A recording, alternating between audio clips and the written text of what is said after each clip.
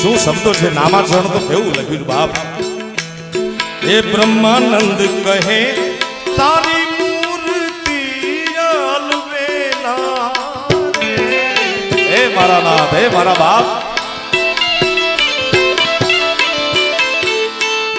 કેવી મૂર્તિ છે કે જગતને પ્રેમ ક્યારે થાય? મૂર્તિ જુએ તો ને, નરી આંખે દેખાય તો ને. બ્રહ્માનંદ સ્વામી લખે એ વણતી છે હું ખેલી તું એ રંગના રે રે.